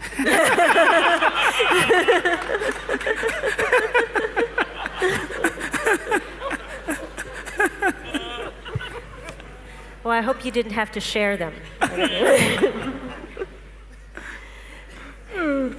Of course, languages also divide people by gender, right? So in some languages, the way you talk about someone, you say he as opposed to she. In some languages, even the word for you is gendered. So if I'm addressing a man, the word for you is different than if I'm addressing a woman.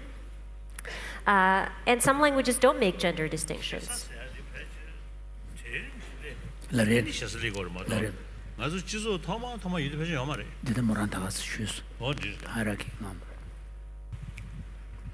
And some languages don't make gender distinctions at all. They use the same pronouns for men and women. And there's new research coming out of economics labs, actually, where economists have looked across lots of countries and asked, does how much you distinguish between people by gender predict how fair the culture is in terms of pay for women, in terms of education for women, in terms of roles in government for women. And they're finding correlations. What do you mean by no gender distinction in pronouns? So They don't use he, she? yeah, there's some languages where there's just one third person pronoun. That's a generic pronoun that doesn't distinguish between he and she. 포모임제만 하면 좋고 끼가 셰리 끼가 셰 나로야 맞으나 나코 모스라고 봐. 끼가 셰리야 나다 큐다 아니 콩세지 지도 다녀마도 포모 다녀 맞아야 되는 요레스. 근데 주지도 나로야 야 포모임제된 용어 유보다 찬용받던 데가 개발 연구도 So this research is quite new, and people are still. That's my curiosity. I was told one small island in the Pacific, you see, in their community, the mother is the most important. It's matriarchal. Yeah, matriarchy. So they, you see, consider female is more sort of respected, like that. So how it developed, I don't know. My curiosity. I think we need some research how it developed. There are a few matriarchal cultures still around. For example, the Naji in China, near Lijiang in China, are a matriarchal culture. Women hold the property and they hold the power. And in the Naji language, you can see this reflected. For example, if you take the word 야나가 자세질이야 미리 줘서 나지 딜이야 네 봄에 조지에 조단 줘스. For example, in Naji, if you take the word for rock and put a feminine marker on it, it becomes a boulder. But if you put a masculine marker on it, it becomes a pebble. 아네 도세 직지네 데리야 포다 잡다 모다 잡그 돈에 모다 잡에나 도 침부절 파봉을 원지체 포다 잡에나 도 중용질이야 문지지 거르스 그래서 모두 개체 말이지. Okay, so we started with all of these questions, and I just want to quickly revisit them. We asked whether people who speak different languages think differently, and there have been lots of examples. I just showed you a few examples, but there's a rich body of research saying that yes, in fact, they do. And learning new ways of talking can change the way you think. So when you learn a new language, you're not just learning a new way of expressing the thoughts that you already have. You're actually learning a new way of seeing the world, a new way of conceptualizing it. I didn't talk a lot about bilinguals, people who speak multiple languages, but there's a lot of research showing that depending on the language you're thinking in the moment, you might see the world differently. You might remember things differently, you might make judgments differently, depending on what language you're using. 라 Me sometimes you was out. 나래 Those language does. Because it's too Generalize. much generalized. 나래 당시 가르쳐 듣는 저 여들 리디 게임을 다 요던데 요래. 나래 시즌 아주 별로 찾는 영문 도숨. 나래 인 대단 다지.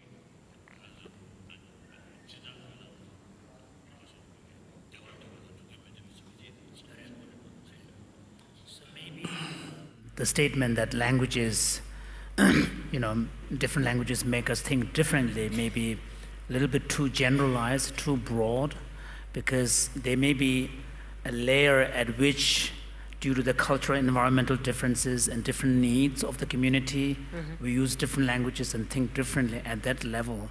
But at a fundamental level, the human beings are human beings. They have basic needs, basic desires, and also, And different languages make difference. difference. So when it comes to basic emotions like, anger, hostility, attachment, craving, and all of this, at that fundamental level, the different languages, His Holiness does not. If language really make differences, then Richard Davidson, I think,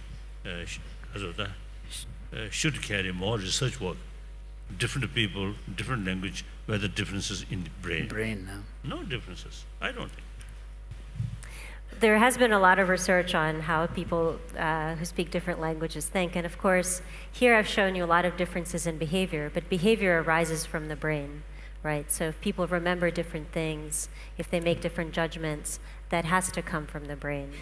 So for me as a scientist, the question is, what evidence would we have to say that language doesn't matter or language does matter? And what I've shown you here is a lot of cases where if you change the language, it changes how people behave and how they think. So that's the kind of way that a scientist would ask this question. His Holiness's point was that clearly what you have shown is that it has an effect, but it is at a certain level. But at a very fundamental level, there would be shared kind of, aspirations, shared emotions that are universal, that would, connect all of us as basic humans. So to me, Due to biological factor, I don't think any differences. Much difference, yeah. The cultural aspect and a certain way of life, there are different language really makes differences, I think. well, Of to course, me, you know better. You are a specialist. I'm not a specialist. well, to me, these are empirical questions. These are questions to be answered with experiments, right? So if the hypothesis is at a fundamental level we're not different, my question would be, how would we show that that's true? Or how would we find out that that's not true? So what are the studies that we would have to do to really ask that question in a scientific way? Because for me, it's not enough to say, it feels like we're all the same, or it feels like we're different. I want to actually look at data. And so when we look at data, looking at how people imagine the world, how they remember the world, how they make judgments, we see lots and lots of differences, even in the domain of emotions, which Your Holiness has mentioned. So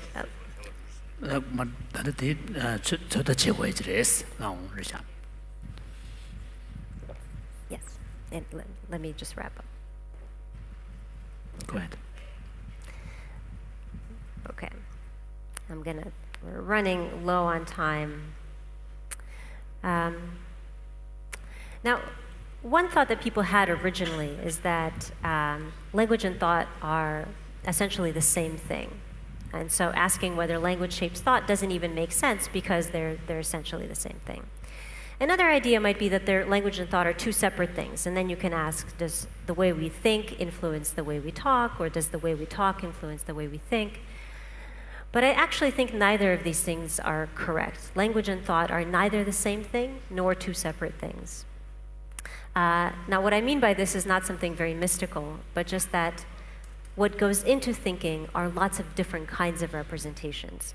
So we have representations in our minds that have nothing to do with language, they're non-linguistic. We have representation. Non-linguistics lab dukola. Dala matembe. Dong kichiro butana. Yon chokro bas. Dala zan doba meba. Tan dala do shabaki. Dong kichidene. Lare. Dene dito non-linguistic chagwa. Di non-linguistic chagore. The yores were more. The yores. There's a kid Togoni with the Chibuchiyamares and the Tachi to Tade Mares. That's true. That's true. Because His Holiness was giving the example of very early, very young infant. Before they're able to speak, they can recognize their mother. So they have some kind of concept, but that's not linguistic. We also have representations that are linguistic. They might be words or sentences that are floating around in our mind. But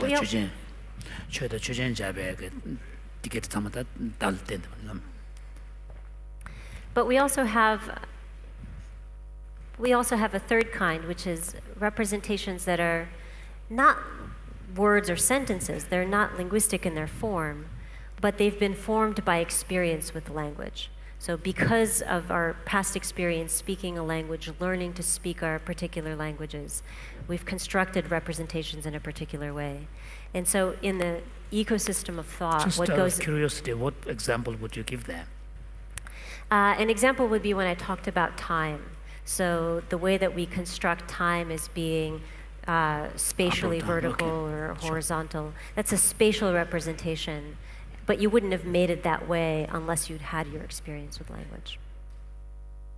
So to wrap up, a whole lot of what we perceive as reality is instead cultural heritage. It's ideas that we get from our culture and from our language. Now, our cultures make us incredibly smart. We inherit a lot of ideas from our ancestors. So much of the way we see the world is because of the thinking that people before us have done. 단도 그런 뜻이 뭐라는 뜻이 알아서. 단도 뜻이 잠아서. So But on the one hand, cultures make us very smart, but on the other hand, they reduce cognitive entropy. What I mean by that, entropy slab 요가리아 바로 단제. 내가 초진에 간다 깨다를 슝고도네 밀레버 추부시부 소요레스. 야니데네 깨다한테 그 갈제도네 야 통제 충으로 누구를 가서는 고 다단 타니를 뜨고 되고라 코디 디자인도 충으로 충 쪽이어라. 근데 그 돈에 딱 간다 가지고 되게 무슨데 유 차탐제리보다 라렘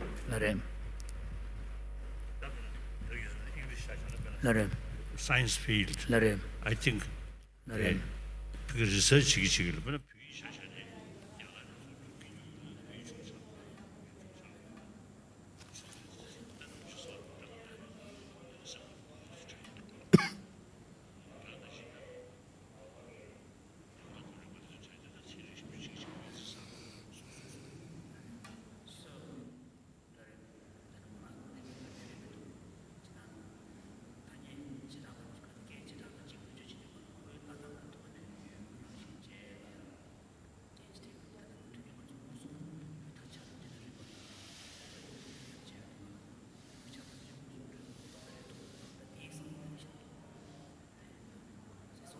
that also, sophistication of the language makes a difference because language gets more enriched as it is exposed to more ideas. So in the case of Tibetan language, for example, after the Buddhist ideas were imported from India, the language became enriched, and then it, kind of developed much more resources to convey certain ideas. So there's also kind of a lot more active processes that goes on. yes, that's true. And when In the field of science, new discoveries lead to coining new words, which then opens up new ideas and concepts and so on. whenever people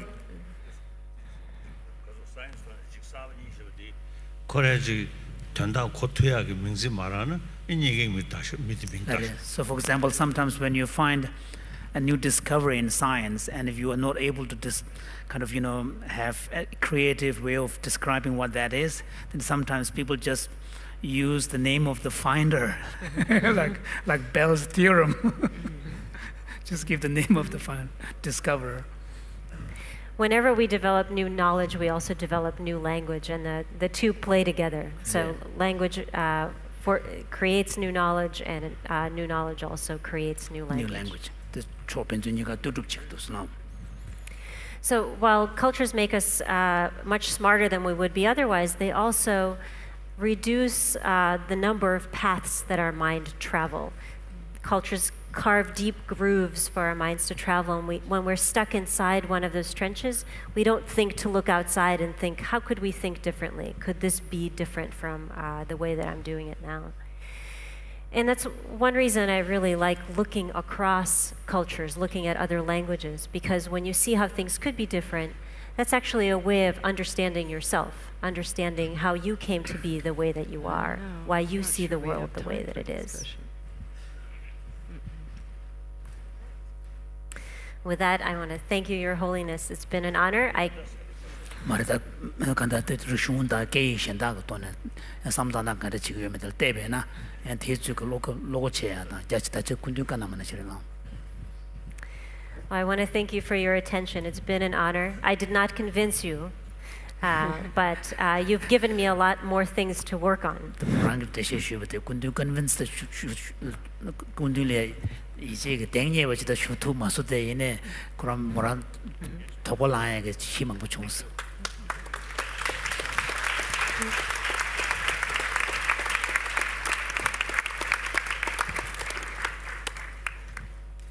Well, Thank you very much for that, Lara, and thank you, Your Holiness, for your attention and your good questions. I'm not sure that we have time for discussion. We have like 5 minutes. Yeah, I mean, if some of the fellow presenters have 1 or 2 questions, Well, then we can end. Yeah, but what I'm thinking, for example, is that part of what Kathy Kerr was talking about would relate immediately to some of the things that Lara was talking about. I don't know. I don't think. You don't want to worry about that? No, I don't think we need to worry about that. Okay. And what about you, John, in terms of the issue of valid cognition and relativizing valid cognition? I think that one of the very interesting questions is exactly, in some ways, that has come up here is, to what extent can we talk about human universals? And in one way of thinking about that is that when we construct the category of human universals, we can allow there to be variability within that category and still have a universal. So even though there may be some variability that we can observe across individuals or across cultures, in terms of some of the fundamental questions about wishing to be happy and not wishing to suffer, some of that actually, the variability may not be relevant to addressing in practical ways some of that. So that's also an interesting question. Do conceptions of happiness and pain and suffering vary sufficiently across cultures that we really need to think of these in different ways? Or is and this is similar to the Buddhist theory that when we make the concept of a glass, all glasses don't need to be different in order for us to functionally treat them as the same. When we talk about humans, all humans don't need to be different in order for us to think of them in certain ways as being the same. So I'm wondering whether that might be a way sort of to bridge these positions. Sure. Well, so let me talk about the idea that everyone wants to be. 말한데 군주네 다는 자외 미랑시 그찬에 툴조 샤고 와서 다들 샤단들이야 배나 대워대보다 되게 대워대보다 동해매대봐 뒤뒤 심해 곧남주담으로 지금 된조리스. So let me just address this idea that everyone wants to be happy. Of course, in America, everyone wants to be happy, and not just happy, but like excited and overjoyed, right? That's the normal way to want to feel. And I always used to joke that in Russia, people didn't want to feel happy, they wanted to feel a melancholy, because only an idiot could be happy in this world, right? If you were happy, it meant that you couldn't understand the world the way it really was. And for a long time, I thought that was just a joke, but actually people have started doing research showing that in fact Russians do want to feel melancholy. They don't want to feel the kind of happiness that Americans want. So even this idea of what's positive or what's desired, I think is subject to interpretation. People want to feel in different ways depending on what's seen as normal in their culture. Right. It's true. Yeah, Jay. Well, I think that's an interesting example.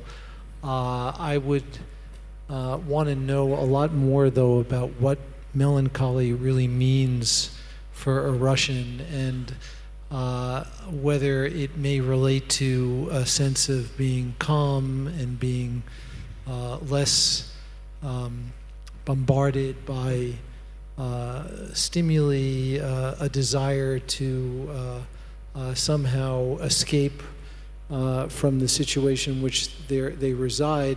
But the word melancholy, I think all emotion words have so much surplus meaning, and so I think in this realm particularly we need converging measures. Absolutely. Yeah. Maybe 들으셨다는 모란게 우르스 메소 대화되거든. 단 어리도 왜는 미상만 대화 제거로 우르스 셰스리아 메소 대화 제거 대셈 대스 마기 버시 멜란콜리 이 초나섬 대화 체치기 어레스. 그래서 미가불 나오 대스 마기 버치.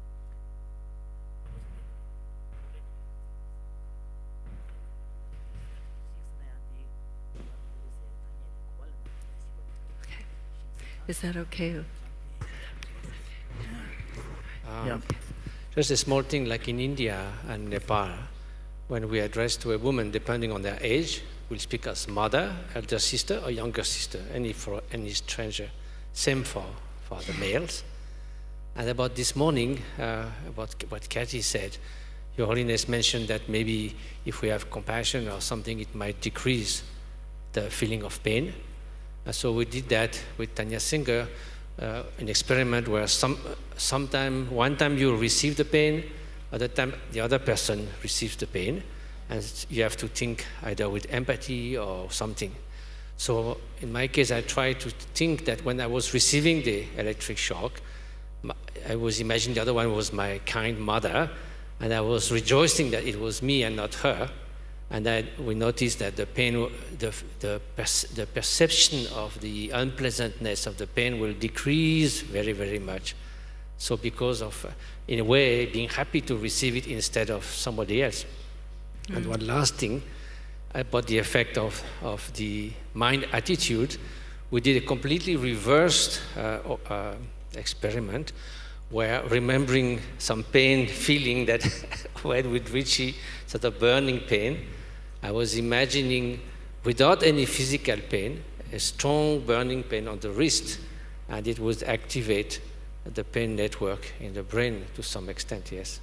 Can I just want to take that really quickly. I think there were in Lyra's... experiment chevis, the Dugalia, the electric shock.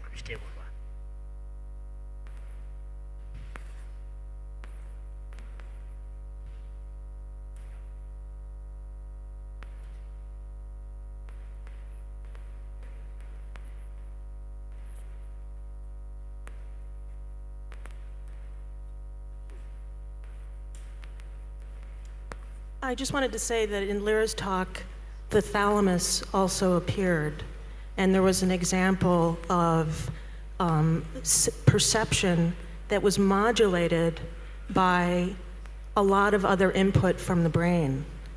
And what this suggests is that context, culture, language, and attention are all going to have a role in modulating something that we think of as very, very natural. So I thought that that was a theme that went across both talks. Right. So can I ask, I mean, Of course. one of the things, I'll be very brief. You know, thank you for all the very detailed evidence showing the differences in the way in which we think. But the basic facts are that biologically, you know, we have all these sensory faculties, and these sensory faculties are very similar across human beings, regardless of whatever language we use. So clearly, logically, one would expect these sensory faculties in the brains that we have will, sort of exert certain constraints of a shared universality to the human species. And then even looking at the examples that you gave, you know, whether we speak of time this way or that way, front or back, essentially people are using concept of time and space. That seems to be another constraint. So, you know, why can't we argue that there are certain constraints? You know, it may be manifested in many different ways, but these are what, you know, establish a certain universality. So I don't want to give the wrong impression. It's very clear that there's a lot of things in common across all humans. And the reason to look across languages and cultures is not to say that they're different, but to understand how we build the knowledge that we have in the first place. What are the mechanisms by which we come to think the way that we do?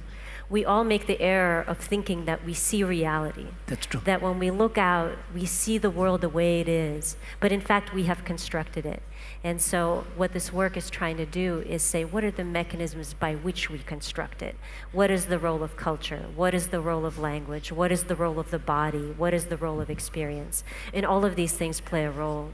So there are definitely a lot of inputs that are coming into our ideas, but the most important thing to take away is that we're not thinking about the world the way that it is. Okay. We're not seeing reality. We're constructing it from a whole lot of ingredients. Sure. And the point is not that we're so different. Sure. It's that we're engaging in this very active process of construction. Thank you. And Jim Pala. La, tanati tadebe namsha mangbu yine. 근데 밑에 봐 깨 타대 그 돈에 따당 삼단다 가가요 그래서 뭐 줍제 막 먹고 그러봐 그랬더니 자외 밀이야 레바다 왕보다 디기디 깨라면 가르자베네 정말 직보로 줘야 되는데 그 뒤차네 유진당이야 차 충분히 된데 레고 그러봐서 두 차샤베네 두 눈다 잡다 가르라베네 두나 초기 타녀지 마제바 삼노 좀 마당 발라 유리베 차와 날레 통도 왔을 때 기대 차종 말해서 담모라서는 내가 대 말해서 내가 대 아주 두규 냠용고도네 지유 통용도 갈 뒤통바디 유치다고 신는 아주 통고도 삼점지 나와 샤르게 어려워서 단 뒤템바 말해 가서 들려야 아니 수수께다 르숑다 망부지 차진 거 돈에 아니 수수 용화디 아니 유치다고 신도 차와 많이 봐 유디 땡도 똑배 주네 눈배 자샤버지 된대지 세버르샤스. Well, obviously, this is a rich vein for discussion. Thank you, everyone. And we will continue tomorrow. I have 3 announcements to make. First, to remind everyone that we will have the Q&A starting at 3:30.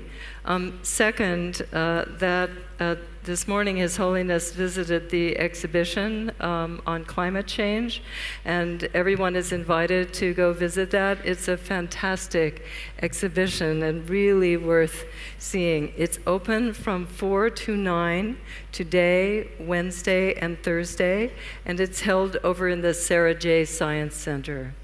And then lastly, we'd also like to draw everyone's attention to the second exhibit that you visited today, Your Holiness, which is the exhibit on water that is at the secondary school. And I think if we see that, we can be so excited about what young people can do when they take on a topic creatively. So we invite everyone to do that.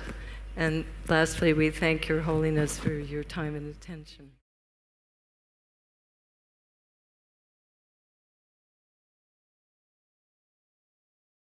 Welcome to the afternoon session, where we'll be talking about concepts and language.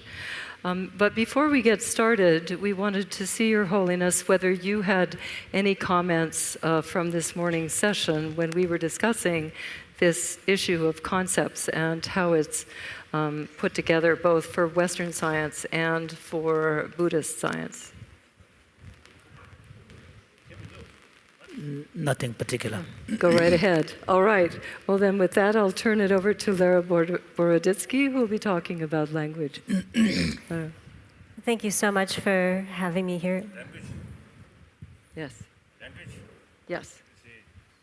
Of course, you see, also the accent or pronunciation. Yes. You see, some cases very much related with tongue. Yes. Yes.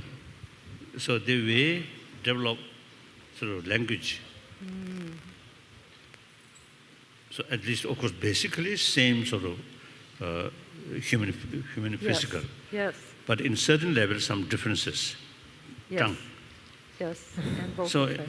so I'm wondering, for example, you see, with Tibetan, it's difficult to sort of use the word fa. Yes. So I remember in early 50s, I think early 60s, when I met some sort of a representative of different sort of European countries or America like that. So my translator, you see, he knows, he speaks English quite well, but when, like French, you see, this word come before he translate, he do like that. He's getting himself ready. Right. So some Tibetan sort of word. This is some other people. You see, it's very difficult to sort of pronounce that. Pronounce it. So how much relations, language and tongue? And the tongue. Actually, physical tongue. That's physical. Yes. So that's just, I'm wondering. Curiosity. Yes. No? Curiosity. Thank you so much for having me here. I study how we're affected by the languages and cultures that we live in, so it's a special treat for me to be here at this confluence of two cultures. So here, Holy Roman Emperor Charlemagne says, to have a second language is to have a second soul. One of his successors, Charles V, says, "A man who knows 4 languages is worth 4 men." Very strong statement about the worth of a language. Frederick the Great of Prussia had a more specific set of hypotheses. He says, "I speak English to my accountants, French to my ambassadors, Italian to my mistress, Latin to my God, and German to my horse."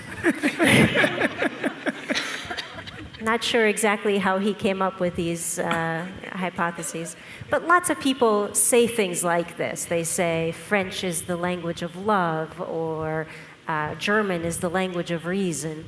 There's no scientific evidence to suggest this is true, but people have these feelings about different languages. The diplomatic word, some treaties. French language is best, I heard. The military matter, German language is more suitable. I don't know. His Holiness has heard that, for drafting treatises between nations, French language is best, and for anything that has to do with the military matters, the German language is best. So he's not sure, but he has heard. So, but recently in cognitive science, this idea that language might shape the way we think actually became very unpopular. And lots of people argued that language doesn't shape thought, that everyone thinks the same way. One person that maybe put this most colorfully is Jerry Fodor. He's a philosopher, and he says, "I hate relativism more than I hate anything else, excepting maybe fiberglass powerboats." He likes to go sailing, so he doesn't like those loud, noisy boats. Sailings like the Tulia Tarche, Trutan Lungate, Trutan Juba, that is to jet the fiberglass to Shabbat Yago Samarwa. There's a code the governments in a Telemagawa Karayoslamna, the relativisms like the tech game and out on a Missamdana Kaka or sketchy, the Kosan now to Windows.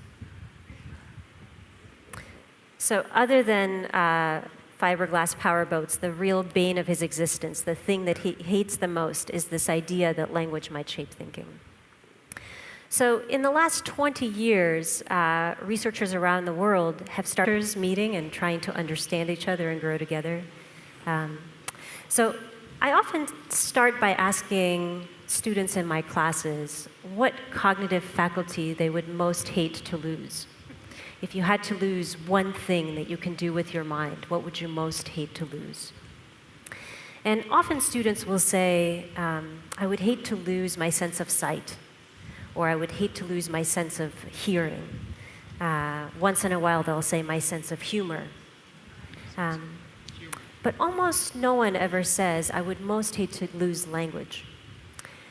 And yet, if you lost your sense of sight, or if you never had sight in the first place, or if you lost your sense of hearing, or you never had hearing in the first place, you would still have a very rich, wonderful human life. You could go to university, you could have friends, you could have a family, you could have a rich social life as a human. But what would life be like if you never learned a human language? Could you have a education? What would it mean to be here at the monastery? What would it mean to start a family? What would it be like to have any kind of job? People almost never say they would most hate to lose language because we take it for granted.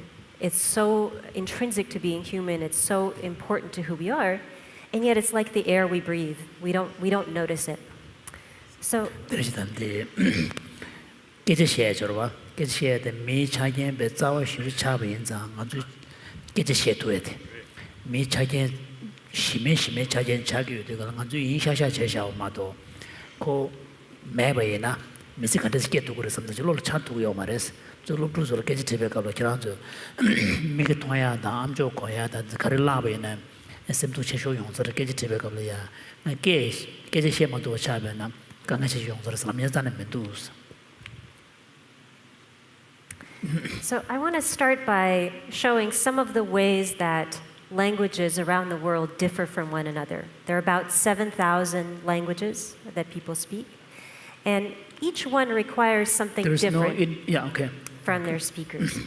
So let's consider this example. If I want to say, Tashi was born in the 7th blue tent, a simple sentence. And if you were...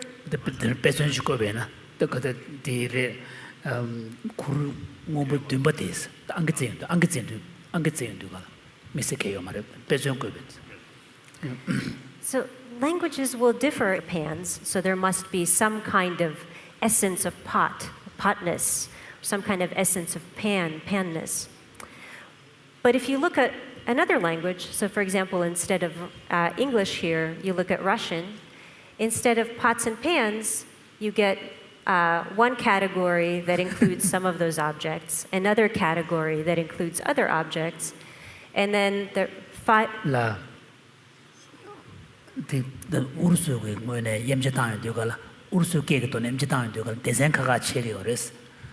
근데 인지 체인도 걸 포츠다 팬스랍도 디자인을 체 우르스 다가라냐 뭐부 다가라는 때베나 디자인 체다 그가 체제. And then those other 5 objects all get 5 different names. So instead of 2 categories, you have 7 categories, and they're just completely different from the English categories. And so these kinds of observations lead us to ask a lot of questions, like, do people who speak different languages think differently because of the languages they speak? Does learning new languages shape the way you think? So when you learn a new language, when you learn French, are you just learning a new way of expressing your thoughts? Or are you actually learning a new way of thinking? So is the language that you're learning actually shaping the very thoughts that you wish to express? Another question, do people who speak many languages, do they think differently depending on the language that they're speaking? So if you're speaking Tibetan or you're speaking English, are you seeing the world the same way when you're speaking one or the other? Some people who speak several languages say they feel like a different person. So they say, when I'm speaking Russian, I feel like a different person than when I'm speaking English. Are there some thoughts that are unthinkable without language? So if your language doesn't have a word for it, or if you're a child just learning your language, you haven't quite mastered features of your language, are there some things that are beyond your imagination? And also, does language enrich cognition, or does it constrain cognition? So does it make us smarter, or does it make us more narrow in our thinking? So these questions have been being asked for a long time in many traditions, and I know these are questions that have been asked in the Tibetan tradition, as Jumpa pointed out, but also in the West. People have been making claims about this for a long time, and what they require of their speakers to include in the sentence. For example, if you say this in English, and this is something that happened in the past, then you would say was born, not will be born or is being born. In some languages, you would not change the sentence depending on tense. So in some languages, you would use the same sentence whether it's the past or the future. In some languages, there are... 근데 저지디 게망부질이야 저지디 대배수다 마음배수다 다다배수 잡제 중원의 희시거레스 이내 게그르 망부질이야 자외 치루기 수대 랑자샤제 저질이야 두고 교마다네 대마원게 시도요레스. In some languages, there are 5 different past tenses. So if this is something that happened just now, that's one way of saying it. If it happened a week ago, that's another way. If it happened 2 months ago, that's another way. You'd have to use a different form of the verb. In some languages, like in Russian, my native language, you would have to change the sentence depending on whether Tashi is male or female. In some languages, like in Tibetan, you would say it differently depending on whether this is something you witnessed yourself. If you were there and watched Tashi being born, you would say it one way. And if you didn't see it, you would say it a different way.